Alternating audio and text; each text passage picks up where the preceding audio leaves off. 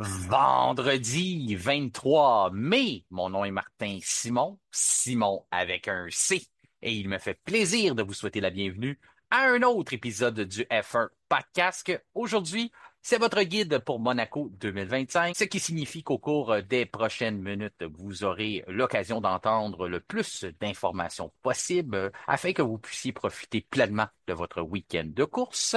Et on débute maintenant avec l'actualité dans le monde de la Formule 1. Il est maintenant temps d'accueillir notre collaborateur du vendredi. Il est l'analyste et descripteur des courses pour la chaîne GTCQ.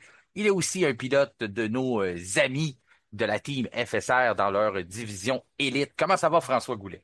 Ça va très occupé, Martin. Mais merci de m'avoir. Espérons qu'on va pouvoir décrocher un peu de tous nos stress professionnels et personnels et plus se focuser sur les hobbies de course automobile là, pendant cette petite heure et demie qu'on va passer ensemble. Ça risque d'être très intéressant. Ouais, parce que côté course automobile, on a tout un week-end, hein. On a deux manches de la triple couronne qui se déroulent en même temps, c'est-à-dire les Indy 500 et le Grand Prix de Monaco. Je sais que tu voulais faire une petite parenthèse sur les Indy 500 avant qu'on se lance dans l'actualité, là. Ben, en fait, c'est ça, c'est que ça a été une semaine qui a été extrêmement chamboulée côté IndyCar. Je sais que nous, on est un podcast de Formule 1, mais souvent, l'IndyCar va impacter un peu nos chroniques, tout dépendant des pilotes qui peuvent sortir ou peut-être éventuellement venir en F1. Mais cette semaine, c'est le Indianapolis 500 qui est la plus grande course en IndyCar, même une des plus grandes courses, sinon la plus grande course au monde.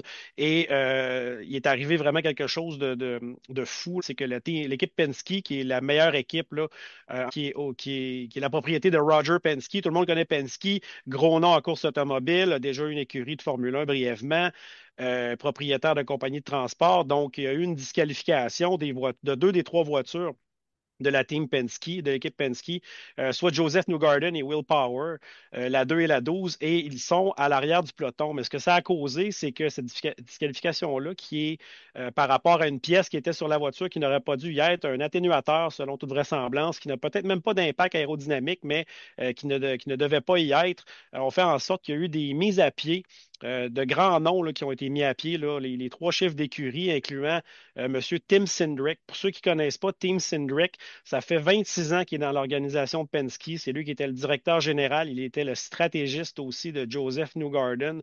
Donc, c'est un peu comme si Red Bull mettait à la porte Christian Horner là, après quelque chose qui serait arrivé avec l'écurie Red Bull, une disqualification quelconque, là. Donc, c'est majeur ce qui se passe en IndyCar cette semaine. Là, pour ceux qui ne connaissent pas ça, là. Vraiment, c'est un événement qui a beaucoup d'ampleur. On ne sait pas ce qui va arriver avec l'organisation là-dessus. Mais pour que ceux qui ne le savent pas non plus, c'est que Penske est propriétaire de la compétition IndyCar, propriétaire du circuit d'Indianapolis et propriétaire aussi de l'écurie la plus performante. Donc, certains petits conflits d'intérêts, là, qu'on en parle souvent, toi puis moi, là, Martin, les Mhm. conflits d'intérêts. Donc, entre l'État, l'Église si on veut, là, au sens figuré. Donc, c'est quand même très gros ce qui se passe en IndyCar. Pour ceux que ça intéresse, je vous suggère de regarder ça de plus près. Ça va être intéressant de suivre ça dans les semaines qui s'en viennent. Et pour finir, les voitures Penske qui partent de l'arrière, c'est des voitures très rapides. Ça risque de donner beaucoup de spectacles. Et ça va peut-être permettre à notre ami Martin Pato Howard de gagner enfin son premier Indy 500 parce qu'il a fini deux fois deuxième à date et ça lui travaille dans la tête. Donc, on lui souhaite. Et je lui souhaite certainement. Puis en plus, tu le dis, il termine deux fois deuxième dans les Oh dernières ouais. saisons, mais c'est au fil d'arrivée qu'il se fait avoir, là. C'est pas simplement Ah non, c'est ça, là. il perd par une question de mètre, là. C'est vraiment Mm. pas en tout cas, il passe très très près de boire du lait à tous les fois, mais il rate ce rendez-vous-là. Espérons qu'il pourra l'avoir ce week-end. Tu le disais, beaucoup de drames alentour de tout ça, beaucoup de controverses. Ce que je retiens, c'est peut-être la différence de philosophie en F1, normalement, lorsque tu te fais te prendre à tricher ou que tu as réussi à te faufiler à travers les mailles de la réglementation. Normalement, tu as des promotions qui sont rattachées à ça. C'est rare Ouais. que tu te fais congédier. On l'a déjà vu que tu me le mentionnais justement, Flavio Briatore, là, on discutait de ça avant de commencer à enregistrer. Puis tu te disais, ouais, Mhm. à part dans le cas de Flavio, mais lui, c'était tellement flagrant. Puis encore là, il est revenu. Là, tu sais, ça a comme été atténué avec le taf. Tout ça, cette fameuse histoire-là où il avait demandé à son pilote de rentrer dans le mur pour créer une voiture de sécurité et favorisé le déroulement de la course pour Fernando Alonso. C'était à Singapour en 2008. Mais Mhm. c'est drôle de voir le changement de mentalité, là. Pas de promotion du côté du Indy. On se fait prendre à tricher. T'as attaqué l'intégrité de l'équipe, l'intégrité du sport. Ben, tu vas aller réfléchir chez vous. Euh, tu sais, je veux pas aller trop loin dans ce sujet-là, mais il y a quand même des choses qui m'intéressent. Selon toi, le fait qu'il est aussi performant et qu'il ait aussi une tête reconnue dans le monde de la Indy, est-ce que tu penses qu'il pourrait se retrouver un job ailleurs ou personne va vouloir y toucher pour le moment? Ah, ben, en fait, ça m'étonnerait pas qu'il se trouve un bon emploi ailleurs, là, en ce qui concerne Tim Cindric, parce que dans le fond, l'historique étant en fait que Penske n'était pas très performante à la fin des années 99-2000. Là. Donc, c'est depuis son arrivée qu'il a comme arrêté des contrats avec certains fournisseurs, qu'il a trouvé de bons pilotes et il a redoré le blason de l'équipe Penske. Et Penske, depuis ce temps-là, jouit aucune année de disette vraiment, là, depuis l'arrivée de Tim Cindric et de sa restructuration de l'équipe, a vraiment aidé à donner des grosses lettres de noblesse là, à Penske. Et ils ont eu énormément de championnats, énormément de victoires. Donc, c'est vraiment quelque chose d'alarmant. Moi, je me dirais que c'est juste ça, il va se trouver un autre emploi quand la poussière va être retombée. Quelqu'un va faire Hey, Tim Cindric est disponible, ben, je vais aller le chercher, moi. Certainement qu'il ne fera pas deux fois les mêmes erreurs, mais c'est parce qu'en même temps, ce scandale-là, l'année dernière, il y avait eu une autre disqualification au sujet des fameux push-to-pass à la première course de l'année. Donc, il n'y avait pas eu de conséquences reliées à ça. Mais là, avec ce qui s'est passé, je pense que Roger Penske n'avait d'autre choix là, à la lumière de ce qu'il a appris ou quoi que ce soit de se débarrasser de ses têtes dirigeantes parce que là, c'est de la mauvaise presse vraiment Ouais. pour l'équipe qui à la fois est propriétaire de la piste, comme je dis, de la compétition. Là. C'est comme si Liberty Media avait une équipe en F1. C'est un peu ça, là, la comparaison que je fais. Donc, oui, Ouais. j'espère qu'il va se retrouver de quoi parce que j'aimais bien Tim Cindric en termes d'individu professionnel. Ouais. C'est certainement un dossier à suivre de ce côté-là. On en a un dossier, nous autres aussi, de controverse, puis de réglementation, puis tout ça. Du côté de McLaren, ça a continué de faire couler de l'encre tout au long de la semaine. Mais avant d'en venir là, si tu me Mhm. permets, on déroge pas de nos bonnes habitudes. On va bien sûr parler Certainement de pas. l'actualité dans le monde de la Formule 1, pas juste de la Indy, même si c'était fort intéressant, puisque on le sait, là, c'est deux manches de la triple couronne au cours du week-end. Mais il faut quand même rappeler à nos auditeurs que l'épisode du F1 Podcast est une présentation de Descœurs Incorporés. Descœurs Incorporés sont des leaders dans le domaine de la conception et vente de matériel pour les escaliers. Donc, si vous cherchez des spécialistes et que vous cherchez à avoir un service humain et sur mesure, de Laval à Tremblant, Descœurs se déplace, donc communiquez avec eux. Il y a aussi un autre partenaire des amis du F1 Podcast, c'est Label Hay. Label Hay, qui sont des experts aussi dans leur domaine, plus de 20 ans d'expérience dans l'entretien des haies, mais aussi la coupe pour les arbres, être sûr de faire que tout est sécuritaire dans votre cour ou dans votre entourage. Si vous avez un arbre qui vous inquiète suite à un problème météo avec la pluie et des orages ou quoi que ce soit, ou vous avez peur qui pourrait vous causer des problèmes à la prochaine orage, ben faites affaire avec Label Air pour leurs coordonnées. Vous pouvez communiquer en tout temps avec le F1 Podcast. Ça va me faire plaisir de vous transmettre leurs informations. Pour ce qui est du dossier que je disais que poursuivait avec la FIA, ben c'est cette fameuse expertise-là que McLaren a développée de mieux contrôler la température, mieux gérer la température de leurs pneus, précisément leur train arrière. Tout ça part avec le mécanisme de frein.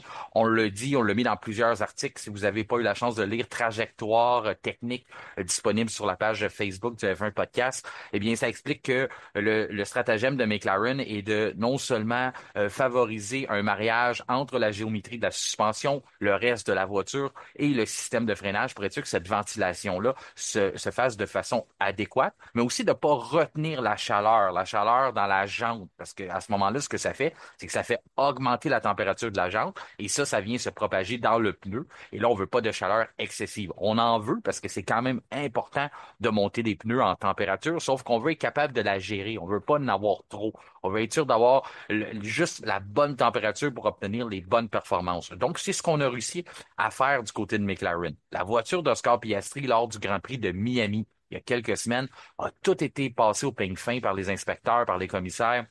On n'a rien trouvé qui était louche sur la voiture. Donc, on n'a pas demandé de changement, de spécification ou quoi que ce soit. On a trouvé que tout était selon les règles.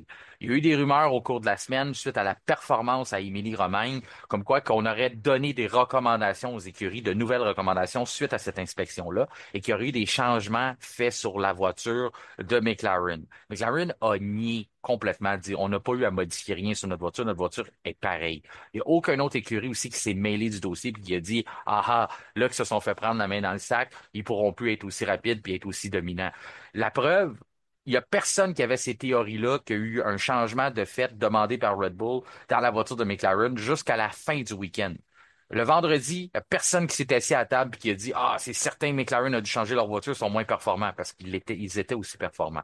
Le samedi, lors des qualifications, personne n'est venu nous voir et dit, ah, c'est certain qu'il y a eu des changements sur la voiture de McLaren. C'est simplement le résultat final de la course qui fait en sorte que là, il y a des gens après ça qui font comme, ah, ben là, ils ont perdu. C'est certain qu'il y a quelque chose qui a changé sur leur voiture. Moi, j'y crois pas. Le fait que McLaren nie avoir changé quelque chose, qu'on n'a pas de confirmation de la FIA, même si des fois ça peut se passer en catimini, ces genres de choses-là, de dire on t'a pris la main dans le sac, tu jouais sur une zone grise, on veut que tu corriges ça.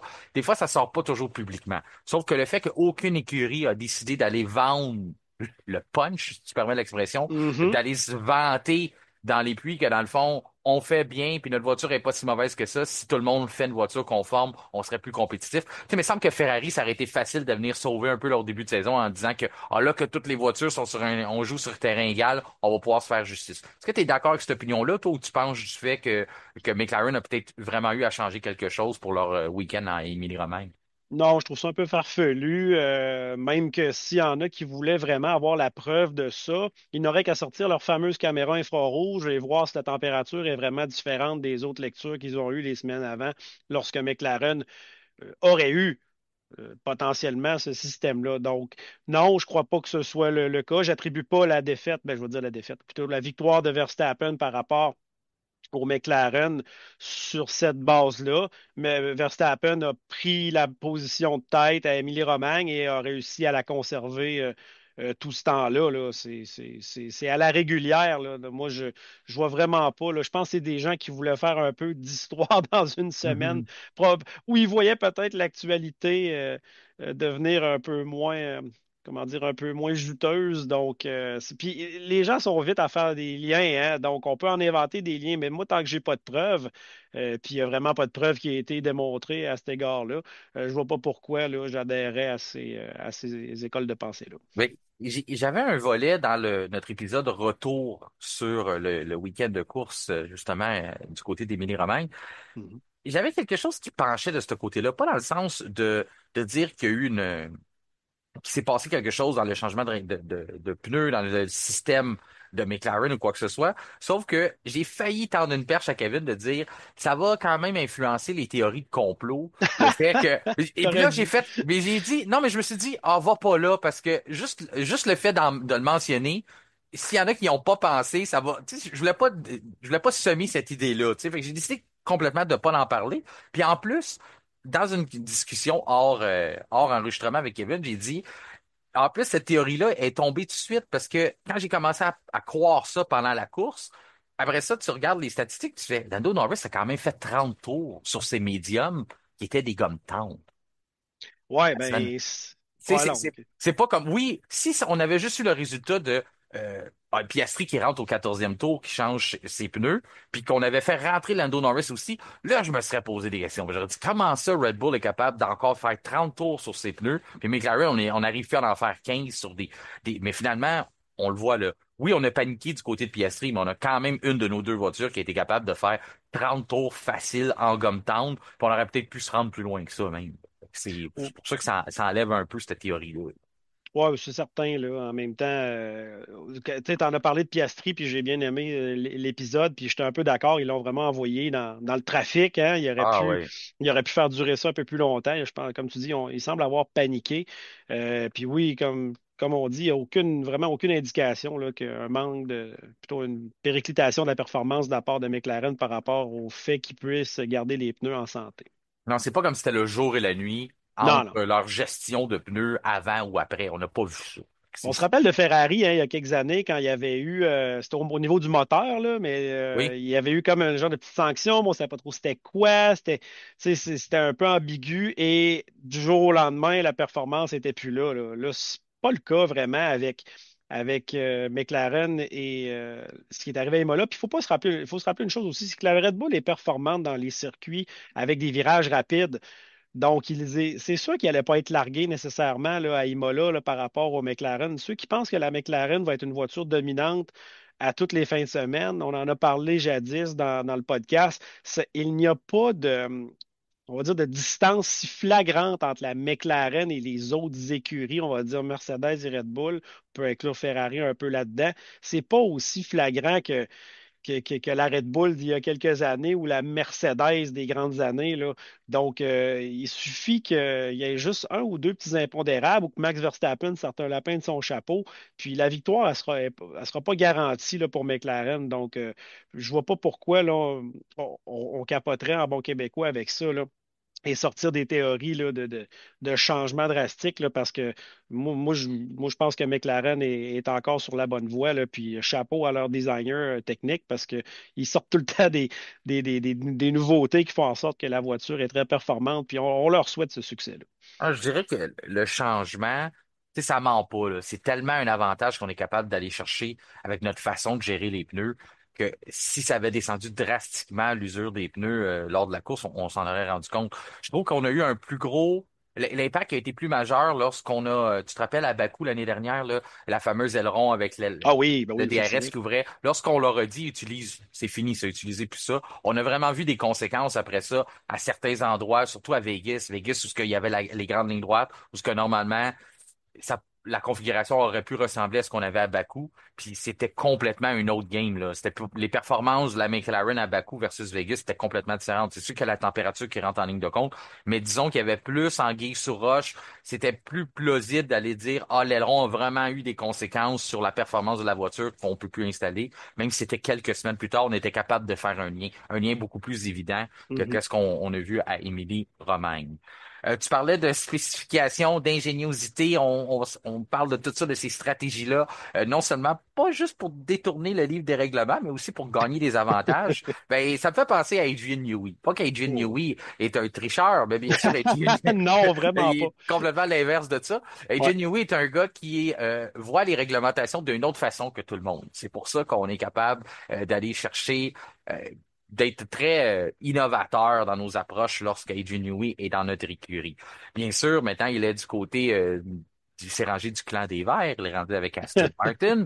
Il travaille uniquement sur la voiture de 2026, mais on lui laisse quelques pauses, hein, François, pour être capable de quand même penser à 2025. Et c'est quel moment de la journée où il a le droit de penser à 2025? C'est sur son heure de dîner et pendant ses pauses. Donc, il a le droit d'aller à la cafétéria, il a le droit de voir les autres qui travaillent sur l'année, présentement, ils travaillent pas sur le futur. Et là, à ce moment-là, il peut échanger quelques expertises et toutes ces choses-là. Penses-tu que Adrian Newey, pendant deux pauses de 15 minutes, puis on va dire qu'il prend une heure pour dîner. Donc, une heure et demie par jour d'Adrian Newey, est-ce que c'est assez pour changer une voiture 2025? La réponse est oui. Attends un peu. Excuse-moi, mais je trouve ça très drôle que tu dis il a le droit d'aller dîner. Moi, j'ai l'image de Lawrence Stroll, qui a Adrian Newey avec Il une débarre genre de la porte, cage. Ouais, il y a une cage, là, puis il y a sa fameuse planche à dessiner, puis Adrian Newey est là, puis c'est bon, Adrian, tu peux sortir aller manger un muffin. puis tu Puis vois, Adrian- puis tu vois ses collègues là qui savent pas trop quoi faire avec la voiture de Ouais, ils sont 2025. en file indienne Hey, avec des. c'est ça, ils l'attendent sur le bord de la porte. Il y en a qui amènent un jus. Hey, tiens, je t'ai emmené Ouais. une pomme, Adrian, tu sais. Ouais. Ils veulent avoir Prends-moi des. en premier, prends-moi en premier. Donc, ouais, ben, en fait, j'avais entendu parler de ça, que Adrian Newey pouvait justement discuter avec l'équipe. On va arrêter de faire des blagues, mais sur un point un peu plus sérieux, et d'autres blagues viendront. Adrian Newey, oui, semble pouvoir discuter un peu avec l'équipe technique lors des repas. Ça serait la rumeur que lors du dîner, peut-être qu'ils vont étirer un peu ces dîners-là. Je pense pas qu'Adrian Newey doive puncher, là, comme on dit, là, Non, il dort là-bas en non, plus ça ne maintenant. doit pas poinçonner C'est là, ça. son heure de dîner, mais c'est certain que peut-être arrive-t-il tous avec des napperons, avec des dessins techniques, et là, à chaque 5 minutes, hop, on change de place, chaise musicale, on regarde un nouveau napperon avec les dessins techniques, mais certainement que à force de discuter avec les gens, peut-être qu'Adrian Newey peut justement donner son opinion sur telle ou telle affaire entre deux bouchées de filet mignon le midi. Donc, écoute, c'est sûr que comme on en a parlé, on va dire, la ressource Newey doit être dirigée vers 2026 pour avoir la meilleure voiture possible. Mais tant qu'à maximiser notre temps, pourquoi pas donner un peu de notre expertise? Parce qu'Adrian Newey, c'est quelqu'un qui a tellement d'expérience et il a vu toutes sortes de technologies passer. Il a commencé dans les années 80, là, donc il les a toutes vues aller là, depuis vraiment l'essor technique de la F1. Donc je pense qu'Adrian Newey, avec son expérience et ses connaissances, est capable même, des fois peut-être à un coup d'œil, de voir quelque chose qui clocherait dans un concept quelconque. Et on parlait, mettons, de son interprétation des règlements. Il est extrêmement doué pour voir les règlements et trouver les petits, en anglais on dit loophole, les petits trous, là. Clause C'est échappatoire, ça, là. les clauses échappatoires qui peuvent permettre d'interpréter. Et comme je l'ai dit l'autre fois, c'est pas d'avoir une voiture légale, c'est de ne pas avoir une voiture illégale. Donc, Adrian Newey, c'est le meilleur là-dedans. C'est la raison pour laquelle Aston Martin et Lawrence Stroll sont allés le chercher. Et c'est la raison pour laquelle j'ai beaucoup d'espoir pour cette écurie-là, parce que imagine qu'ils réussissent le coup et donnent une voiture capable de remporter des championnats à ses pilotes, que ce soit avec Alonso et ou Stroll, ou en ayant un Verstappen ou un autre pilote là, dans les années qui s'en viennent. Ce serait vraiment incroyable de voir Adrian Newey gagner des championnats avec une quatrième écurie en F1 là, sur une période de proche 40 ans. Ben, je suis d'accord avec toi. Je pense qu'une heure et demie par jour des Gin c'est suffisant. Je les Pas- prendrais Je cette les heure, je la prendrais. prendrais cette heure et demie là, Il oui. y a 9 autres écuries qui le prendraient cette heure et demie-là par tous les jours. Puis en Elle vaut plus, cher cette heure et ah oui, demie elle vaut là. cher. Quand on regarde les contrats, les parts, Et, ah non, l'argent qu'on lui a c'est. donné. Mais même Red Bull prendrait encore sûrement 1 heure et demie à chaque heure de dîner avec Adrian Newey pour peut-être régler quelques problèmes qu'ils ont encore sur la voiture qui tardent à corriger. Tu le disais, oui, il discute avec eux. Il peut pas nécessairement tout rechanger l'ADN de l'auto, mais il peut voir des choses qu'il sait qu'ils ne fonctionnent pas ou complètement arrêter des développements aussi. Si tu sais, chez Aston Martin dit ah nous autres on focus vraiment là-dessus puis on veut changer ça, puis on veut faire ça, il peut être le premier à dire bah moi je gaspillerais pas trop mes efforts là-dedans tant que t'as pas corrigé ce problème-là. Tu sais, c'est le Mhm. genre d'information qu'il peut transmettre. Travaillez votre suspension avant, les gars, c'est le nerf de la guerre, ça fonctionne pas. Les autres écuries qui ont opté vers ces changements-là ont eu des gains significatifs. Vous, ça, c'est des petites informations comme ça ou simplement comme éviter les pertes de temps, de dire, hey, moi, je travaille là-dessus présentement. Adrian peut le dire de façon polie, ouais, perds pas trop de temps là-dessus. Mhm. Ça s'en va pas, ça s'en va nulle part, cette idée-là, tu sais. Fait que Hey, ça peut, j'ai un chiffre pour toi. ouais.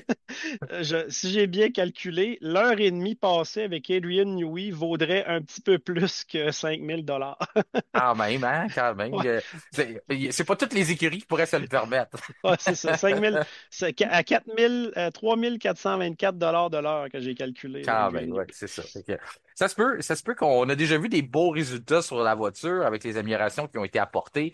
Le temps de la saison où ce que les améliorations sont arrivées me laisse croire que c'est quelque chose qu'on avait déjà débuté avant le mois de mars, là. Mhm. Mais ça reste à voir. C'est quand même intéressant de savoir que pour le reste de l'année, si on est capable de donner du soutien ben, on peut dire quasiment moral rendu là parce que je comprends que Fernando Alonso s'est prononcé de dire chaque année c'est important de bâtir du momentum.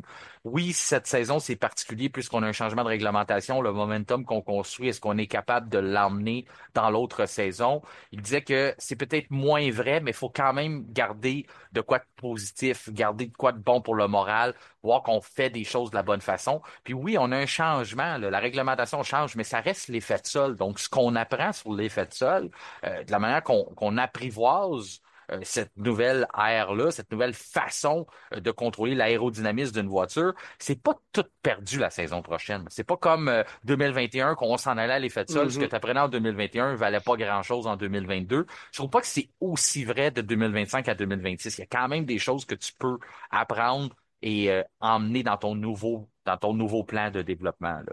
Tout à fait. Parlant d'emmener pour le futur, construire pour qu'est-ce qui s'en vient, du côté de Mercedes, on a assuré pas mal notre avenir du côté de Kimi Antonelli. Une chose qu'on n'a pas confirmée, c'est est-ce qu'on poursuit l'aventure avec George Russell? Est-ce que ce duo de pilotes-là, c'est celui qui nous intéresse pour l'avenir, le changement de réglementation, toutes ces choses-là? On n'a pas signé George Russell encore. Il n'y a pas si longtemps que ça. Je me rappelle que lorsqu'on parlait de Mercedes, l'avenir de l'écurie, c'était lui, c'était George. Quand il est arrivé de chez Williams, on l'a mis aux côtés de Lewis Hamilton, même si ça faisait pas nécessairement, selon selon certains rapports, l'affaire de Lewis aurait poursuivi avec Bottas. En tout cas, finalement, on a vu autrement l'avenir du côté de Mercedes. Je pense qu'on a bien fait là, lorsqu'on qu'on voit où ce qu'on en est rendu, que Mhm. Hamilton n'est plus chez Mercedes, rendu chez Ferrari. On a bien fait de penser à l'avenir, de pas nécessairement rester dans le présent parce qu'on avait du succès. Mais là, Russell a toujours pas signé. C'est le gros morceau disponible chez les pilotes autonomes cette année. Est-ce qu'il y a quelqu'un d'autre qui serait tenté d'aller chercher les services de George Russell? Je pense que pour l'instant, Toto Wolff est pas fou non plus. Il sait qu'il n'y a pas tant de volants que ça disponible. C'est pas comme la saison dernière. Donc, il peut se permettre de laisser attendre George sans briser nécessairement sa relation qu'il a avec lui. Il a communiqué sur le sujet, Toto, au cours de la semaine, puis dit, ah non, il n'y aura pas besoin d'attendre des mois, on se rendra pas jusqu'en septembre, on va régler ça bien vite. Sauf que la question reste, pourquoi c'est pas réglé? Toi, tu penses, as-tu une idée derrière ça? Est-ce qu'on est vraiment encore à vouloir laisser la porte ouverte à Max Verstappen ou c'est simplement des raisons contractuelles? Tu penses que c'est pas réglé? Moi, je vois pas d'autre raison que l'option Verstappen, là, parce Mhm. que si on considère Russell, premièrement, Russell n'a aucunement le gros bout du bâton dans ce qui est on va dire la négociation de contrat cette année. La conjoncture en F1 est faite que c'est une année qui est un peu close au niveau des ouvertures dans les autres équipes. C'est sûr que advenant le cas qu'un Verstappen change d'écurie, qu'un Hamilton décide de prendre sa retraite finalement, qu'un Alonso déciderait de prendre sa retraite, ce qui m'étonnerait parce qu'il veut conduire une voiture signée New Way. George Russell n'a vraiment aucun poids dans la négociation et Toto Wolff, comme on l'a évoqué l'autre jour, veut encore garder cette porte-là ouverte. Maintenant, reste à savoir, la porte va être ouverte pour combien de temps? Parce que c'est quoi qui dit dans le contrat Verstappen? Est-ce qu'il y a comment dire, une date butoir? Est-ce que c'est toujours ouvert?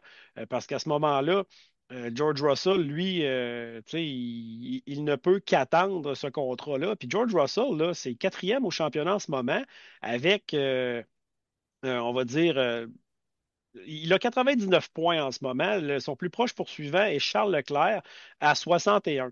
Donc, c'est deux tiers de ce qu'il a. Puis, George Russell, c'est le premier pilote qui n'est pas soit un McLaren avec une voiture performante ou soit un Verstappen Mhm. avec un performant tout court.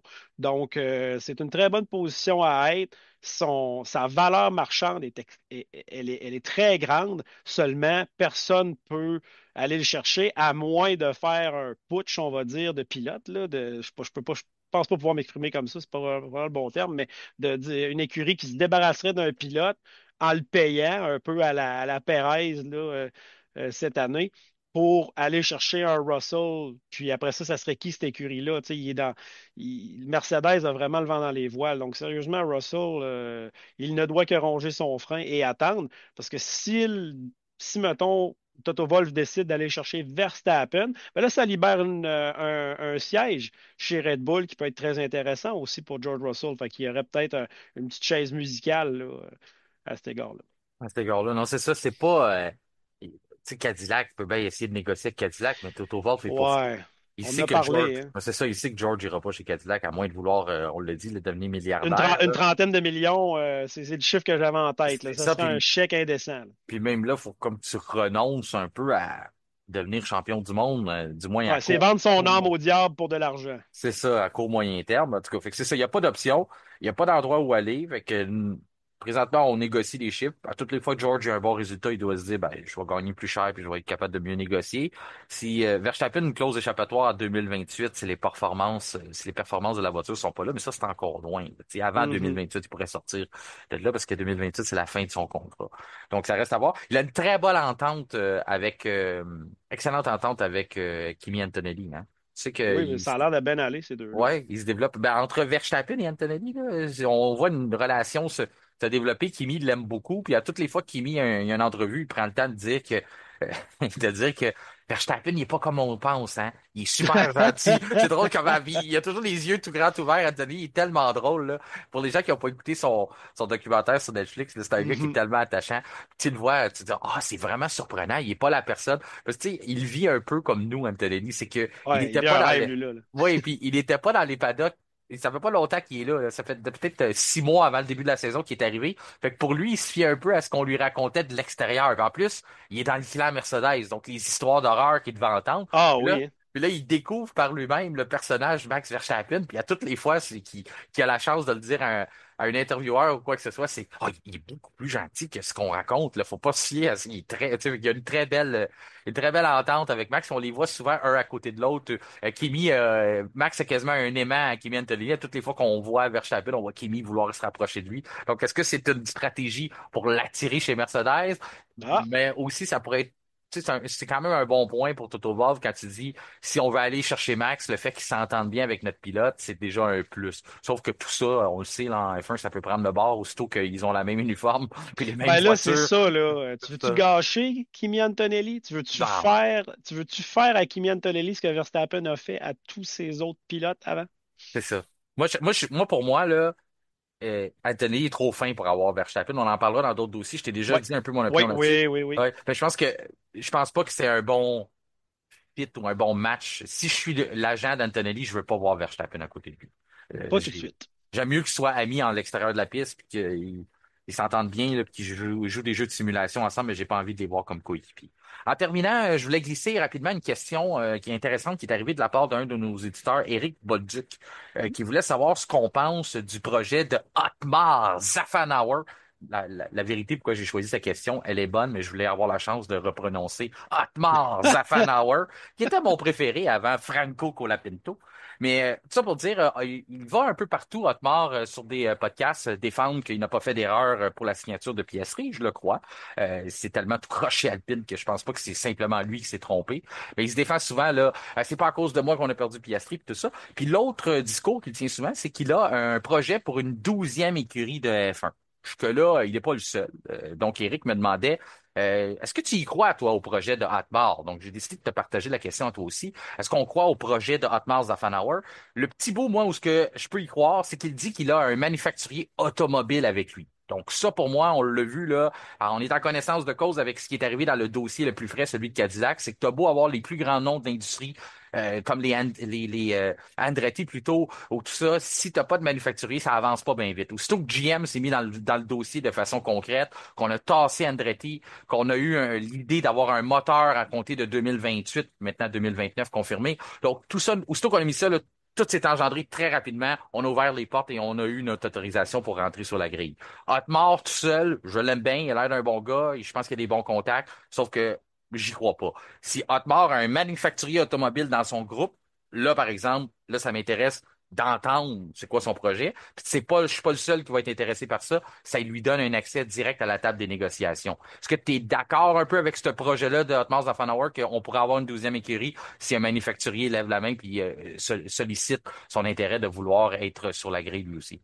Ben, Otmar Szafnauer est une personne très crédible dans le monde de la F1. Mhm. Je comprends qu'il semble avoir travaillé sur ce projet-là, on va dire très silencieusement depuis environ une année. S'il a vraiment un constructeur, et Otmar Szafnauer a un nom qui vient certainement de l'Europe de l'Est, mais il est américain. Donc, là, c'est de savoir qui est ce manufacturier-là. Est-ce que c'est un manufacturier américain? Parce qu'il n'y en a pas des tonnes si on enlève justement General Motors, Cadillac et toute cette famille-là. Peut-être un manufacturier européen ou autre. Coréen? Peut-être coréen. Mhm. J'ai pas eu ça en tête, mais écoute, c'est pas exclu. Donc, pour ce qui est d'avoir une 12e équipe, ben là, on rentre encore tout dans cette fameuse question de on va dire, la valeur d'achat, ensuite la répartition des revenus. Tu sais, là, déjà qu'ils ont eu de la misère à accepter la 11e, c'est à tout prix pour leur enfoncer dans la gorge, en bon québécois, là, Ouais, aux autres équipes. En avoir une 12e. Nous, pour le spectacle, on aimerait bien, mais ça pose aussi certaines contraintes, hein, parce qu'on sait qu'il y a des circuits comme celui de Monaco qui ont de la misère qui, je pense que quand ils vont accueillir la 11e équipe, je ne sais pas comment ils vont faire les puits, mais ils vont être extrêmement serrés. Parce qu'on se rappelle qu'à l'époque, il y en avait en masse des équipes. Là. On en a vu Mhm. des courses à 24 chars, là, On à les 24 disqualifiait voitures. le vendredi, même dans le C'est temps. ça. Ben, il y avait la préqualification, mais il C'est arrivait ça. à 30 pour être 26 au départ de la course. Tu sais, il y en avait quatre qui s'en allaient, mais des fois plus. Donc là, peut-être c'est de la façon que ça a été refait avec le futur, avec les récentes. demandes techniques ou besoins techniques des voitures. Fait que d'après moi, les puits sont plus gros, sont plus vastes un peu pour chaque équipe. Va peut-être falloir justement penser une façon de refaire ça et de resserrer ça. Mais il y a certains circuits, là, je pense, je me demande si c'était pas Zandvoort, mais là, on le verra plus bientôt, qui avait un puits à l'arrière. Fait que c'est de voir s'il y a de la place physiquement pour cette écurie-là, déjà en partant dans les installations. Et ensuite aussi, est-ce que cette équipe-là va être acceptée de la part des 11 autres Les maintenant, hein? 11 autres. Mais ce que je veux Euh, dire, c'est que moi, pour moi, s'il y a un manufacturier automobile, on en parle. S'il n'y a pas de ah oui, c'est sûr, manufacturier, c'est s'il n'y a pas sûr. de manufacturier, on n'en parle pas. C'est la réponse que j'ai donnée à Eric, parce que tu sais, quand vous nous envoyez des questions, je vous laisse pas attendre le podcast pour avoir votre réponse. Là, j'ai répondu directement. Puis je lui Mhm. ai dit, moi, pour ma part, ce qui diffère des 100 autres projets qui existent, parce qu'il y a plusieurs personnes qui ont des intentions de vouloir en F1 ou qui imaginent, tu sais, High-Tech GP, justement, la famille Oaks, c'était là-dedans aussi, tu Mhm. sais, même le père de Mazepin. Il y a plein de monde qui sont dans ces intentions-là, sauf que tant que t'as pas un grand joueur comme un manufacturier, on dirait que la porte s'ouvre pas C'est vraiment. sûr. C'est Disons, sûr. On vient de le voir, là. S'il n'y a pas, je pense que à partir de maintenant, ben maintenant, là, depuis quelques années, mais maintenant, c'est comme établi. Mhm. S'il n'a pas justement un manufacturier automobile derrière un projet de Formule 1, Ça fonctionnera pas. on s'assoit même pas à la table. Notre temps est trop précieux, c'est pas sérieux votre affaire, ça nous prend un manufacturier. C'est ça. Fait qu'on a la même réponse envers Eric, Oui, c'est de oui, tout dire à fait, oui. vu qu'il y a un manufacturier, on peut y croire un peu plus. Ça reste de voir le développement de son projet au cours des prochaines semaines, au cours des prochains mois, et voire années. Donc, merci beaucoup, Eric, pour cette question-là. Gênez-vous pas de nous en envoyer d'autres par l'entremise de notre Facebook Messenger. Et si ce qui conclut notre volet actualité, on passe maintenant à la journée de vendredi qui se déroulait du côté de Monte-Carlo.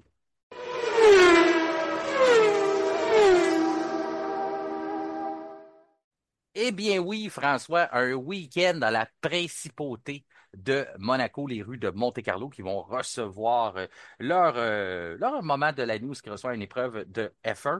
Le 13 mai dernier, on célébrait le 75e anniversaire de la Formule 1, de la série. Le Grand Prix de Monaco est plus vieux que ça, sauf que c'est quand même là depuis les tout débuts. Donc c'est le fun de pas si longtemps que ça, après le 75e anniversaire, de retourner à un endroit qui est là depuis les débuts de la série. Donc, ça va être intéressant de voir, même si les voitures ont beaucoup évolué depuis ce temps-là et la piste n'a pas vraiment changé, hein. La largeur, du moins, elle n'est pas plus large. Mais on a Non. quand même des petites réglementations que la FIA a essayé de faire, des petites balles courbes pour essayer d'agrémenter le spectacle au cours du week-end. On va en venir dans quelques secondes. Mais avant, c'est le temps de donner les caractéristiques du circuit à nos auditeurs qui auront la chance de regarder ce fameux week-end de course.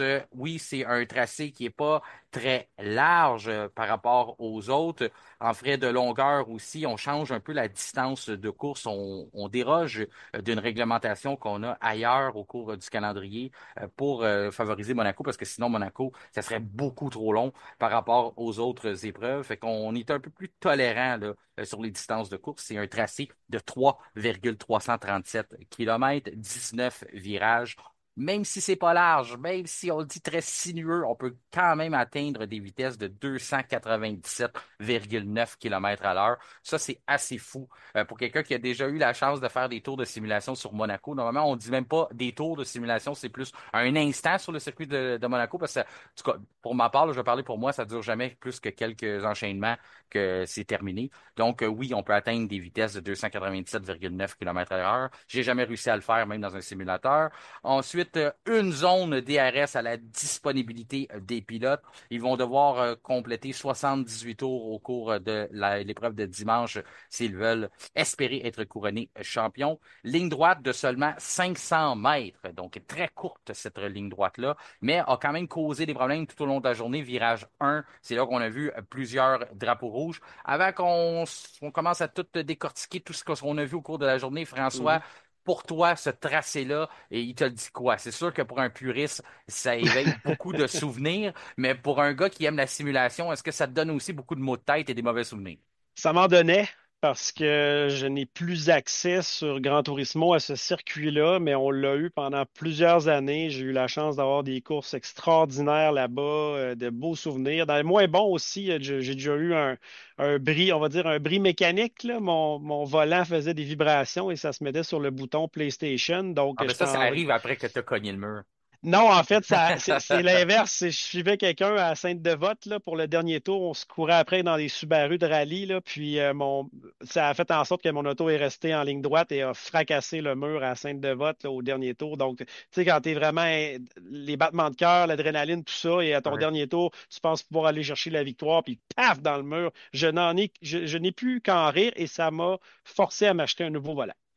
Donc, c'est ça. Fait que c'était la Ouais. faute du volant, c'était pas la faute du circuit. Mais pour ce qui est du circuit en tant que tel, oui. Écoute, moi, je suis de ceux qui veulent que Monaco reste parce que, écoute, c'est la tradition, c'est quelque chose d'extraordinaire. Je pense qu'on est juste capable, justement, d'avoir un peu de suite dans les idées et de trouver des solutions pour tenter d'améliorer le spectacle. Seul problème, les voitures sont tellement grosses en ce moment que ça va être, tu sais, avoir du 2 de large là, à des endroits plus serrés, ça va être difficile. Mais tu sais, j'aime le circuit, j'aime la qualif, hein, je veux dire, Ah, on sépare les hommes des enfants là, à cet endroit-là. Sauf que tu sais, des fois, je me creuse la tête à savoir qu'est-ce qu'on devrait faire avec Monaco. Peut-être en faire une course, tu sais, je lance des idées, mais en faire une course hors championnat. Avec, mettons, une course monotype qu'on dit avec des Formule 1 spéciales, que les pilotes auraient tous le même équipement et faire de quoi là, pour quand même garder ce spectacle-là ou avoir un certain prestige. Mais Monaco, historiquement parlant, là, moi, je veux que ça reste, puis tentons de trouver des solutions pour redorer le spectacle. je disais, on sépare les hommes des enfants pour ne pas dire on sépare des fous des moins fous, parce que c'est Un un peu peu ça. ça, oui. C'est un peu ça, Monaco, voir à quel point tu es capable d'aller brosser la barrière sans abîmer ta voiture, puis sans ça t'affecte mentalement aussi, parce qu'à force de passer si proche de ça des murs, tu commences à y croire, puis tu vas aller en visiter un. Il y a, si tu aimes le fait qu'on garde Monaco, ou tu veux du moins garder Monaco au calendrier, moi j'y vais dans le même sens que toi.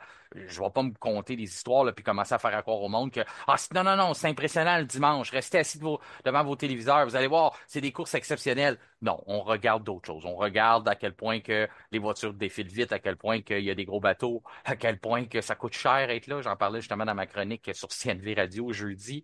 Mhm. Toutes ces histoires-là fait en sorte il y a un aura autour de Monaco, comme un Wimbledon, comme un Augusta, le tournoi des maîtres au golf. Il y a quelque chose qui va plus loin que le sport. Mais il faut quand même trouver des moyens à améliorer le spectacle si on veut conserver ça, si on veut continuer, nous, à garder notre bagarre, notre bataille, plutôt le débat, de dire, nous, les puristes, on veut garder Monaco, mais je reçois beaucoup de messages à chaque année des gens qui disent, qu'est-ce qu'on fait là? C'est une perte de temps. Je le regarde même pas. Je peux pas croire que vous êtes d'accord de garder Monaco dans un calendrier. Ça a plus sa place, les voitures sont trop grosses. Je partage l'opinion des gens qui m'envoient ça aussi. Sauf que je suis Mm. d'accord avec l'idée de trouver des solutions. On peut pas élargir la piste. Tu sais, je sais Non. qu'il y a du monde qui m'ont dit, ah, on devrait faire ça. J'ai déjà eu, tu sais, je pense que c'est-tu Kevin? C'est Kevin qui me disait, je veux pas y mettre ça sur le dos, là, mais il y a quelqu'un qui m'avait dit à un moment donné qu'on devrait enlever la chicane à la fin de la sortie. On a déjà parlé de ça, mais je pense qu'il y avait une contrainte Moi, de je suis pas un fan. sécurité Oui, ou quelque ouais, chose comme ça, parce que ça enlèverait la seule place plausible de dépassement. c'est Il me ça. semble que c'est ça qui se disait. Alors, Ouais. Marc, il n'y a rien qui nous a.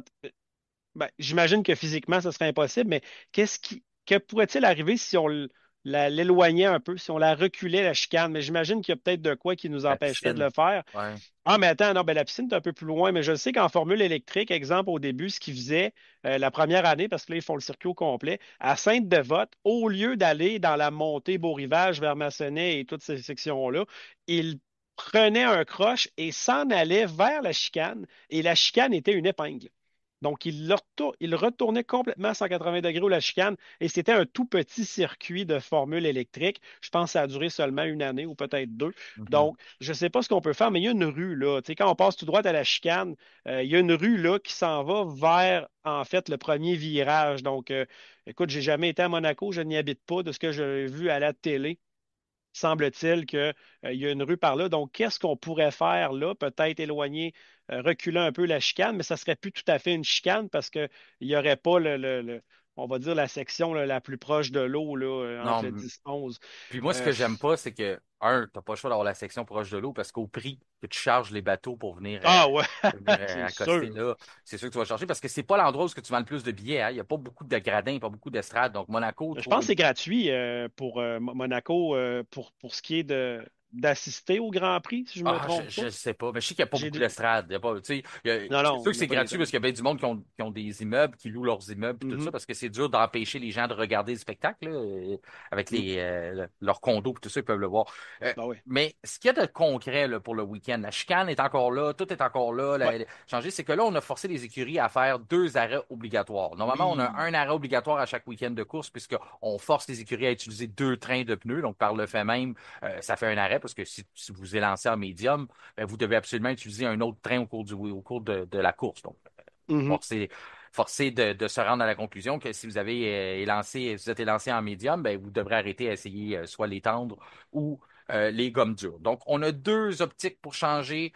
Toujours l'idée là, de mousser le spectacle un petit peu. On a 2 arrêts obligatoires à Monaco. C'est la première fois qu'on voit ça. Je trouve ça intéressant. Puis mhm. on a aussi la fameuse C6. Ben oui, Le elle est de retour. retour. Le retour. On l'a aimé, il faut croire, à Imola. Je ne sais Mhm, pas si on avait déjà l'intention de l'utiliser à Monaco ou ça a été gage de succès. On a dit, ah, trop, on a trop aimé ça, on y retourne avec. J'ai l'impression que les écuries vont déjà comprendre comment l'apprivoiser. On est déjà plus en connaissance de cause le week-end dernier. Sauf ça aussi, ça vient donner une alternative, une option de plus, une direction de plus à prendre pour les écuries pour voir, essayer d'aller chercher les meilleurs résultats. Mais ça, est-ce que tu aimes ça, ces initiatives-là? Premièrement, l'initiative des 2 arrêts, les super tendres, je pense qu'on en a parlé la semaine dernière, mais mhm. le 2 arrêts, est-ce que tu aimes ça, cette nouvelle carte cachée-là, là? Oui, ben en fait, je trouve ça intéressant qu'on sorte une idée comme celle-là, parce qu'en fait, comme on se vient de se dire, nos options sont pas multiples, hein. Pour trouver une façon d'améliorer le spectacle, les options sont rares. Donc, d'apporter ces 2 arrêts-là obligatoires, ben écoute, si tu y vas en fonction d'une voiture de sécurité, tu peux peut-être dire, hey, je vais faire un arrêt tout de suite. Comme ça, je vais l'enlever. Si jamais il y a une voiture de sécurité, ben, ça peut regrouper le peloton. Je vais passer en avant. Là, je vais pouvoir faire mon arrêt en même temps que tout le monde en séquence, puis peut-être garder beaucoup de positions. En même temps, les gommes différentes, ben, ça va amener un peu l'aspect là, qu'on a vu, là, ben, on va dire semi-incertitude, mais pour ce qui est de Monaco, tu te rappelles, on a parlé de ces gommes-là la semaine dernière et j'avais évoqué que peut-être la pole irait se chercher en médium à Imola. J'ai pas passé loin, hein, by the way. Non, non, c'était une alternative. On l'a vu, Mercedes Ouais, y a pensé, ben puis oui, ça a permis aux 2 Aston Martin ben oui. de survivre Ben, parce qu'on n'aurait c'est pas ça. été en Q3 sinon. C'était aussi une question parce il fallait qu'il se. Tu as le droit à X nombre de types de trains de pneus dans une fin de semaine donnée. Donc, est-ce que tu vas hypothéquer un médium parce que tu veux te le garder pour la course? Donc, il y a toute cette stratégie-là. Mais pour ce qui est de ça, je suis content de voir la C6 revenir. Je pense qu'il devait l'avoir prévu d'avance. Puis, fait intéressant au sujet de la C6, ou plutôt des gommes tendres en général. J'ai entendu Gary Anderson qui était. Lui, c'était le chef technique là, chez Jordan à l'époque, là, chez Stewart aussi, là, un peu le Adrian Newey de Stewart et Jordan à l'époque. Il expliquait que les voitures, là, plus la gomme est tendre, plus les voitures sont instables à un certain niveau parce que la gomme est molle, donc c'est comme si tu conduis un peu sur du jello, si tu veux. Mhm. Donc, c'est moins. Les pilotes, des fois, ont plus de difficultés d'entrée de jeu à trouver leur stabilité avec ça. C'est moins. Tu sais, la réponse est moins rapide, peut-être. Oui, ça colle, mais l'auto voyage, l'auto bouge un peu avec ces gommes-là. Donc, c'est de voir là, avec une gomme hyper tendre, on va dire, ou super tendre comme ça, comment les pilotes vont pouvoir l'apprivoiser, parce que dans un circuit comme celui-là, c'est une question de millimètres là, avant que tu touches la barrière. Donc, je suis content pour les 2 arrêts. J'ai hâte de voir ce que ça va donner. J'ai hâte de voir ceux qui vont faire des paris osés avec ça. Puis, j'espère que ça va être le Grand Prix de Monaco le plus excitant depuis, on va dire, 96. Ben, une chose est certaine, c'est que si la météo s'en mêle, ça, on peut jamais vous dire, là, la météo peut Ah, toujours ça, être ça un serait cool. facteur, là. Mhm. On est vraiment dans un microclimat cet endroit-là. Donc, ça, c'est sûr que ça peut venir ajouter du piquant. Sinon, ben, la qualification, si l'ordre est changé en qualification, il y a eu énormément d'accrochages. Donc, les drapeaux rouges, ça aussi, des fois, ça peut venir bouleverser un peu l'ordre. Ensuite, ben, manquez pas samedi. Ça, c'est le meilleur Ouais, conseil que je c'est peux vous sûr. donner. Je vous recommande toujours d'écouter toutes les courses parce que toutes les courses sont intéressantes. On ne sait jamais ce qu'on va avoir d'avance. Mais les qualifications à Monaco, normalement, c'est la meilleure qualification de la saison. Parce Ouais. que c'est, ça va en crescendo. On voit, au début, on commence, on passe proche du mur, proche du mur, proche du mur, puis on pense toujours qu'on est déjà à la limite, puis on se dit comment ils vont faire pour aller plus rapide être plus rapide que ça dans la Q2. Ils trouvent une façon. Ensuite, on arrive en Q3, on dit, ben là, d'après moi, ils sont pas mal tous à la limite, puis tout ça. Puis là, tu as toujours un pilote qui va aller pousser la limite à un autre niveau, un Verstappen qui va décider de dire, moi, je vais toucher tous les murs en m'en allant, puis je vais être vite pareil. Ça, il a fait ça il y a quelques années. Le Mhm. secteur 3, il se présente dans le dernier secteur, puis il est en arrière sur tout le monde. Finalement, il décroche la pole.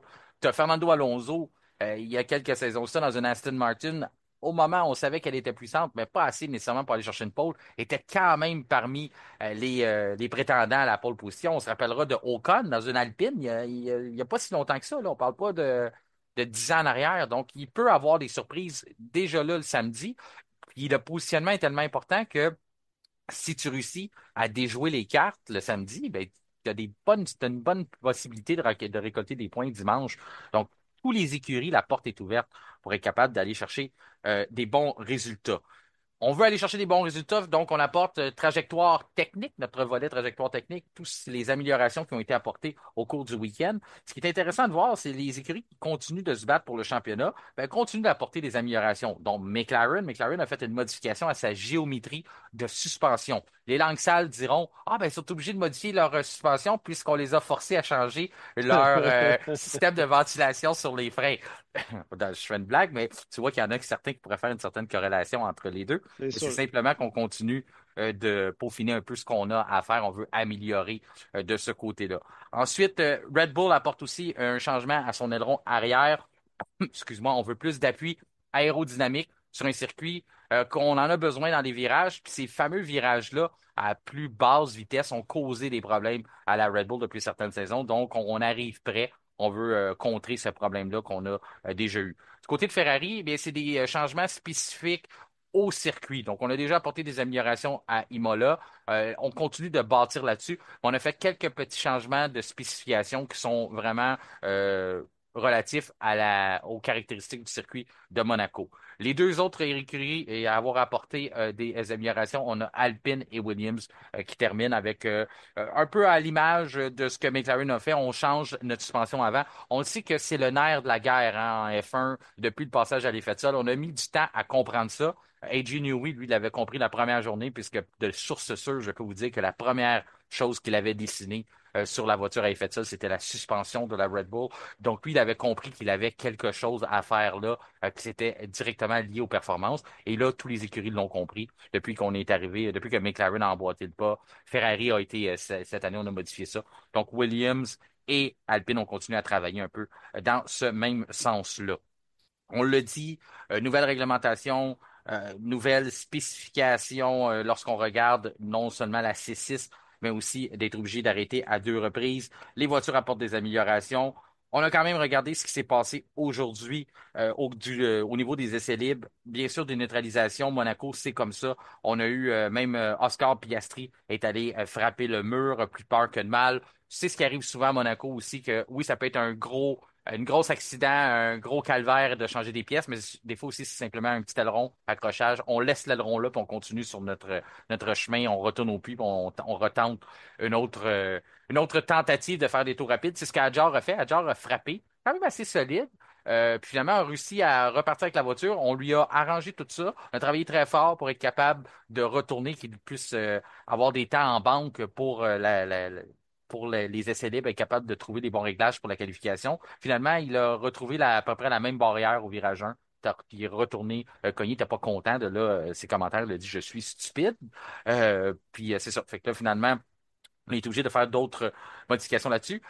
J'ai écouté les commentaires de Verstappen, tu vas être d'accord avec ça. C'est très dur de bâtir un rythme pour les pilotes à Monaco, puisque tu es dans la zone, tu es prêt à faire un tour, ou tu es en train d'en faire un, il est compétitif, tu commences à vraiment trouver ce que tu as besoin de faire. Finalement, il y a une neutralisation, drapeau rouge, quelqu'un a frappé quelque part, drapeau jaune qui vient nuire à ton.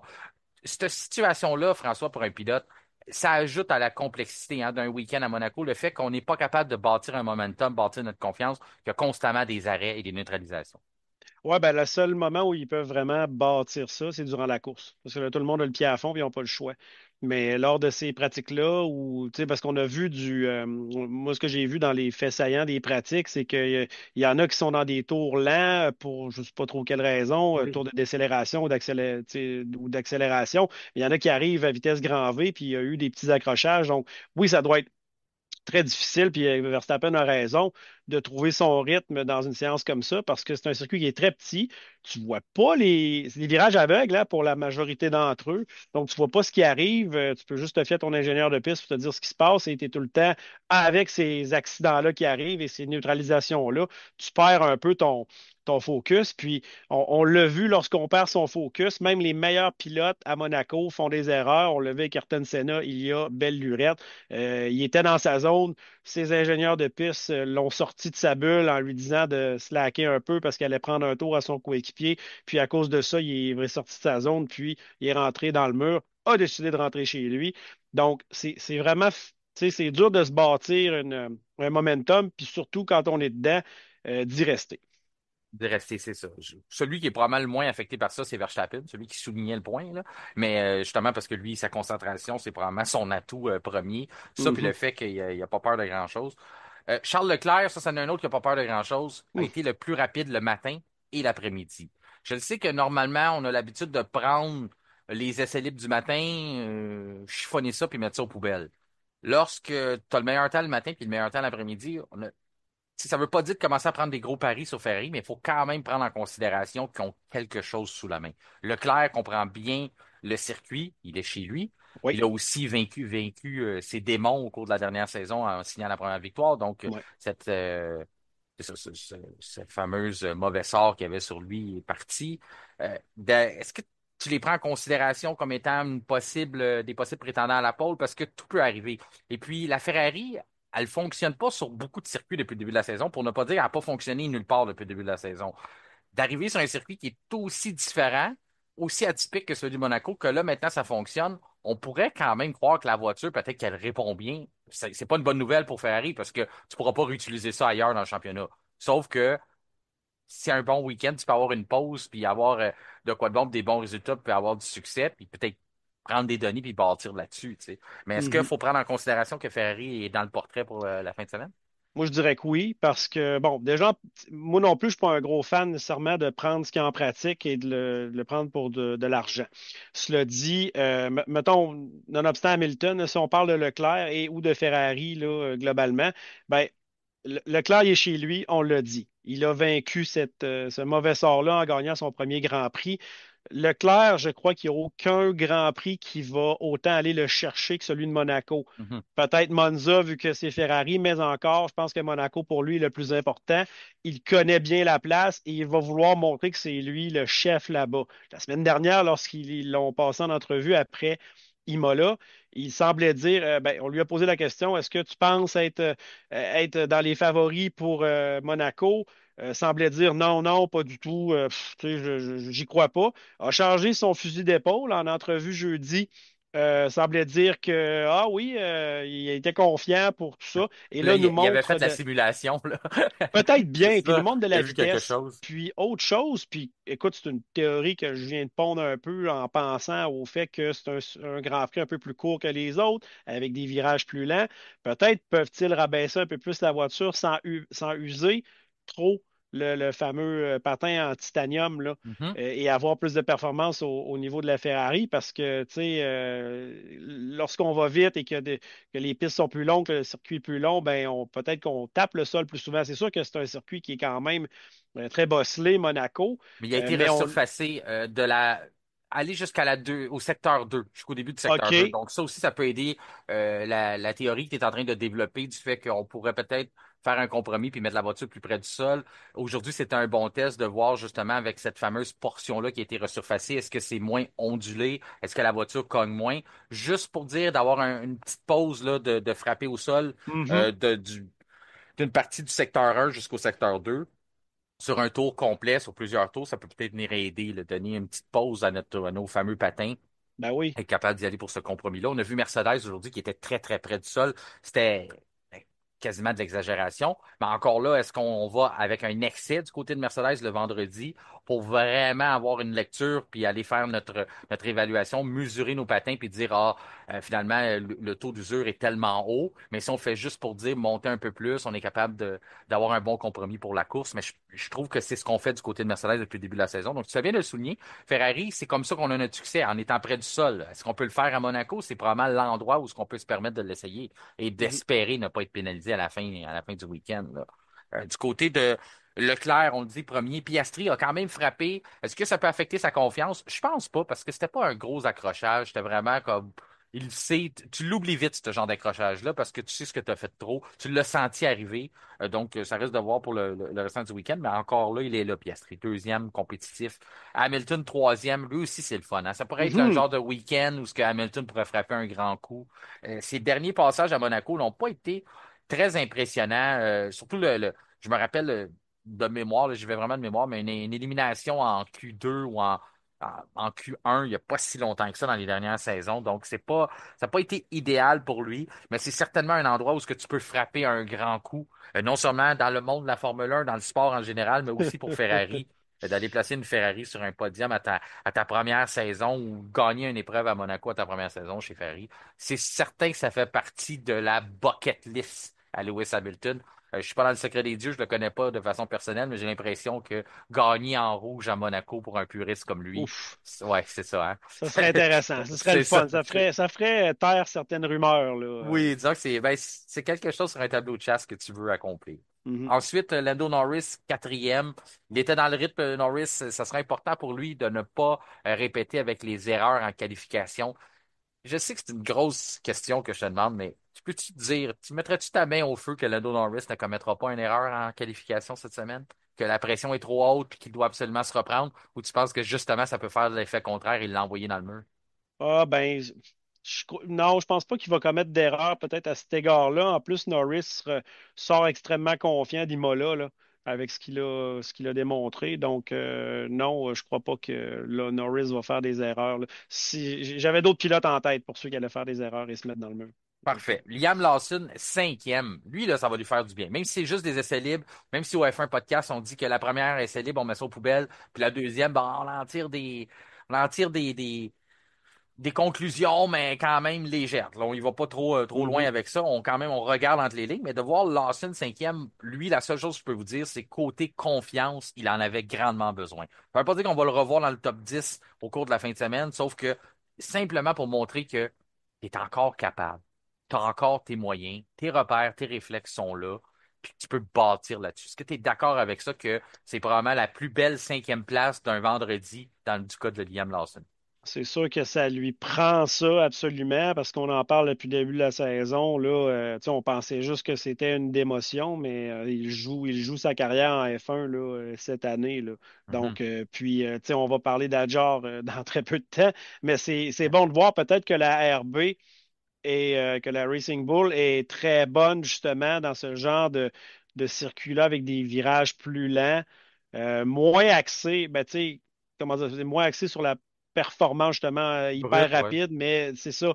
Donc, une bonne adhérence là, physique, puis un appui raisonnable là, pour négocier là, une voiture qui vire bien dans le fond. Je sais pas si tu es d'accord avec moi là-dessus, François, mais tu sais, on attribue souvent Monaco à un circuit de pilote.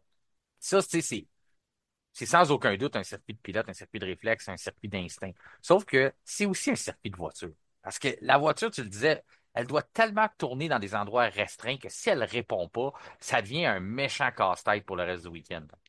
Ben, c'est sûr que je pense que ça prend une voiture qui répond bien, mais pas nécessairement au niveau aérodynamique pur. Tu sais, juste une voiture surtout au Bonne niveau réponse. des Ouais. suspensions, tu sais, les ajustements comme ça, c'est sûr qu'ils mettent les ailerons les plus braqués pour aller chercher le maximum d'appui. C'est parce qu'ils sont, tu sais, que c'est parce que c'est justement presque impossible d'aller en générer beaucoup à cet endroit-là.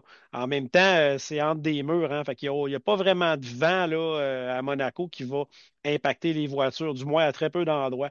Donc oui, je pense que c'est vraiment là, les voitures qui ont l'adhérence mécanique, on va dire, là, euh, on va dire, surélevé par rapport aux autres qui vont bien performer. Fait que, oui, c'est a priori un circuit de pilote, mais ça te prend quand même une voiture qui répond bien pour performer. Mais c'est certain que celui qui va aller chercher la pole position, c'est celui qui va avoir le plus de courage là, samedi. Il est capable ouais, de vraiment devenir un avec sa voiture. Ouais. Adjar, lui, tu dis, on était d'en parler, bien sûr, sixième. Euh, tu sais, c'est comme en deux temps. On le voit sur le classement, il est sixième. On dit, ah, ça a été une bonne journée, sauf deux accrochages aussi. C'est un peu à l'image d'Adjar, c'est que il est très rapide. Mhm.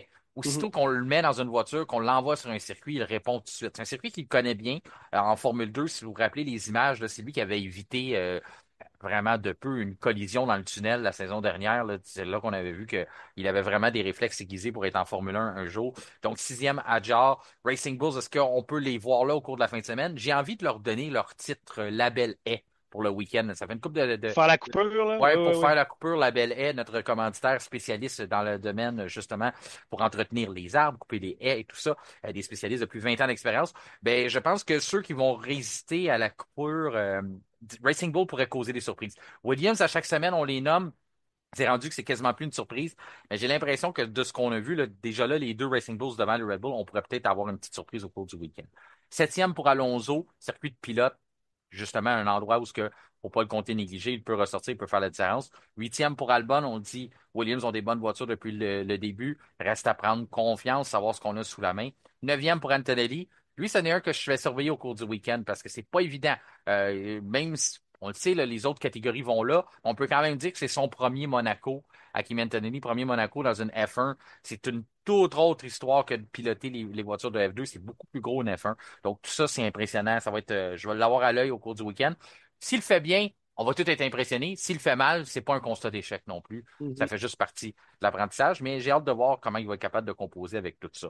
Dixième pour Verstappen, c'était pas l'idéal pour la voiture, mais on le comptera pas pour battu. Pour moi, il est Non, encore non, non. non, non, c'est encore un prétendant à trouver des solutions au cours de la nuit. On a beaucoup apporté d'améliorations dans les dernières semaines, donc c'est sûr que la voiture est un peu neuve. Ça nous prend un peu plus de temps. Puis on fonctionne plus avec la simulation. Hein. Tu te rappelles de ça, la soufflerie et toutes ces choses-là? On a un Mhm. problème présentement. Donc, on prend les données sur le circuit le vendredi, on les amène à l'usine, puis là, après ça, on vient faire les configurations de simulateur. Donc, ça veut dire que tout ce qu'on a fait, tout le travail dans la semaine vers le Grand Prix, bien, on met ça un peu aux poubelles puisqu'on ne suit pas à ça. Donc là, c'est vraiment le jour 1. Chez Red Bull, c'est vraiment aujourd'hui. Et là, au moment où on se parle, on est déjà en train probablement de tout calibrer ça et d'essayer de faire des simulations pour avoir des bons réglages pour le lendemain. 11e Tsunoda, 12e pour Russell. Pas l'idéal, Tsunoda. euh, J'aurais aimé ça qui arrive avec un peu plus de confiance pour le week-end, là, c'est pas évident. 12e Russell, 13e Sainz, 14e pour Bortoletto, 15e pour Berman. J'étais allé un peu vite là, sur le reste des choses, parce que je voulais en venir avant la fin, François. Oui, oui. Oliver Berman a été frappé avec une pénalité de 10 places sur la grille. Oula. Ouais. Y a-t-il un endroit pire que Monaco pour être frappé avec une pénalité? Puis en plus, Non. tu récoltes ça le vendredi. Fait que tu t'en vas à. Ouais. Là, du côté de Haas, c'est le temps de changer des règlements, changer des spécifications sur la voiture. On peut tout faire. On peut quasiment s'élancer de la ligne des pluies parce qu'on n'a rien à perdre. Donc, Mhm. 15e pour Berman, 10 places de pénalité. A pas respecté les directives d'un drapeau rouge. Je suis d'accord avec ça, un drapeau rouge, c'est important. Ouais. Il a quand même complété un dépassement sur Carlos Sainz sous prétexte que pour lui, c'était plus dangereux de freiner que de compléter son dépassement sur 5. C'est Je sa comprends. vengeance pour la semaine passée quand il y a eu son drapeau rouge et qu'il n'a pas passé. Oui, il OK. s'est dit là, cette fois-ci, Ça suffit. c'est ça, ça suffit. Je perdrai pas un temps sur le drapeau rouge. Je vais dépasser quelqu'un là-dessus. On lui a montré qu'il n'y a jamais de bonne raison de compléter des dépassements sous un rouge. Donc, 10 places de pénalité. Je pense que ça envoie un message à tout le monde pour le reste de la saison que ça se fait pas. 16e pour Hülkenberg, 17e pour Gasly, 18e pour Stroll. Lui, c'en est un autre qui a trouvé une façon d'être pénalisé le vendredi. C'est rare qu'on voit ça, mais les circonstances, disons que je suis d'accord. Un drapeau rouge, on doit respecter ça. Puis Stroll, a causé une collision lors des essais libres. Si tu causes une collision, normalement, si tu fais juste gêner un autre pilote, on ne te donnera pas de pénalité pour un vendredi. Mais lorsque tu endommages les voitures des autres, ben, tu mérites d'être pénalisé. Il s'est tassé pour laisser passer une voiture. Finalement, il Ben oui. pensait qu'il pouvait retourner dans la ligne de course, mais Leclerc arrivait contact entre les deux. n'a pas pu l'éviter. Tu es d'accord avec cette pénalité-là? Une place sur la grille, Ben, ça, c'est c'est ça. vert ou...